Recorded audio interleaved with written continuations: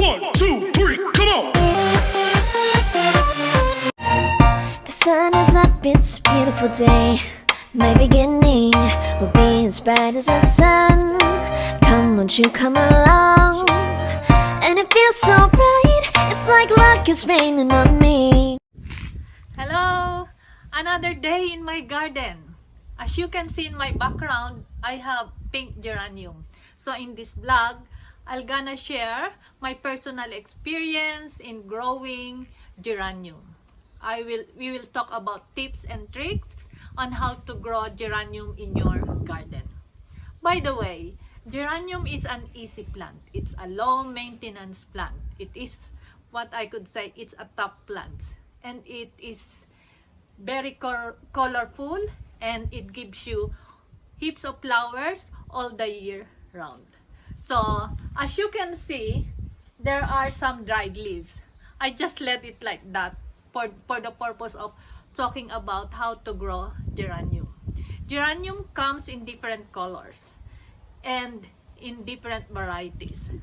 So let's talk about how to grow geranium in your garden. Come on. To keep geranium healthy, we have to remove dried leaves. And it's easy to remove the dried leaves. You just snip out with your finger. So all the leaves that looks like having like yellowish, you have to remove it.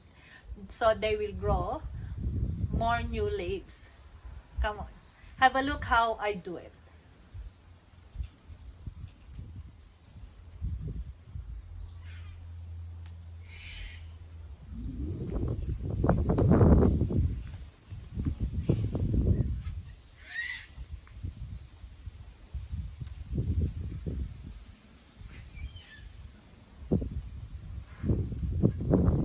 See? You just remove these dried leaves. So all the energy of the plants will go to produce new leaves. And it looks healthy. And whenever I remove the dried leaves, I feel like they're so happy because they relieve those dried leaves. It's easy to remove. You just snip it with your finger. So all the leaves that looks like dying, you can just remove it.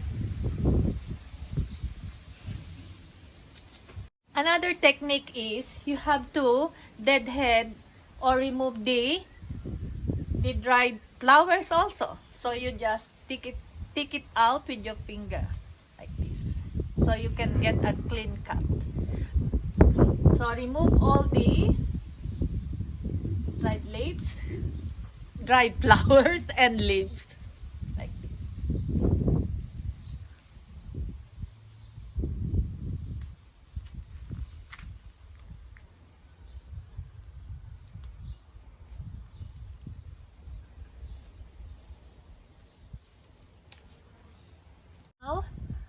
Now I'm gonna show you how to propagate or how to grow geranium using stems. Unlike other plants, when you propagate geraniums using stem, you get a new stem, not the mature one. So we get the new stems using my very sharp garden scissor.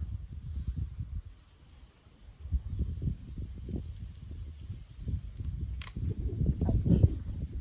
So I cut it really nice and clean, and then I will snap the flower. So the energy will focus on growing roots. And maybe I'll just remove another leaves.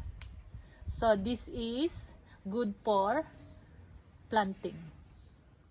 Let's get more. So I'll show you where to plant it.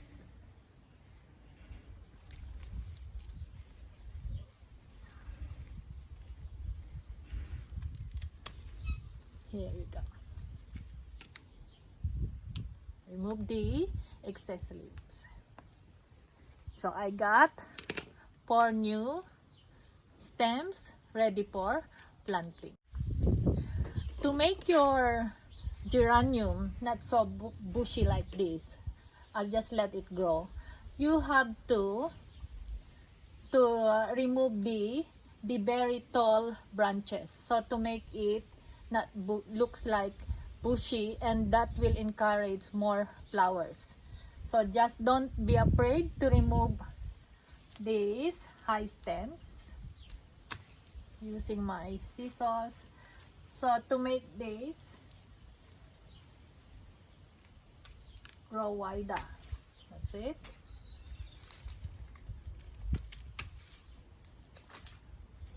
You might sacrifice some flowers, but that's okay.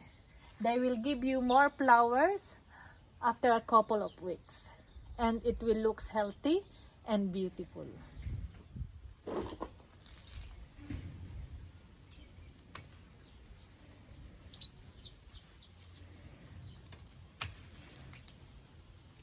So I'm deadheading it. I'm removing the excess. I just let it grow like this, so at least when I do the vlogging, you can see what happened with the geranium if you just let it grow. It becomes bushy and it doesn't produce more flowers. So the solution is remove the excess, the branches which is very tall, and that looks very high.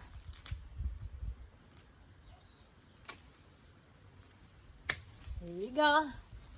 So this is what it looks like. So when it grows, it becomes wider and it will give you more flowers. So let us plant the geraniums. Geraniums love loose and sandy soil like this. See, I got baby geraniums here. That's how I propagate my geraniums. So all we need to do is to just dig and just up to this level. One. And that's it, finished. So I always put I plant geranium around the mother plant. So just in case the mother plant gets very old and dying, I get new geraniums coming out. So I will not lose the plant. And another trick is you have to plant geranium in the sunny part of your garden, because geranium loves sun and it needs like 6 to 8 hours of sunlight to produce beautiful leaves and more flowers. So I just surround the mother plant with new geranium, so just in case the mother plants becomes very old and there's new babies coming out. That's it. Easy. You can plant geranium any month or any season, as long as in my place here in Junee, Australia, we have also winter, but we don't have snow. So geranium stand the cold weather as long as they are in the sunny part of your garden. And I will show you my geranium collection. But there's heaps of varieties and colors that you can buy in the market.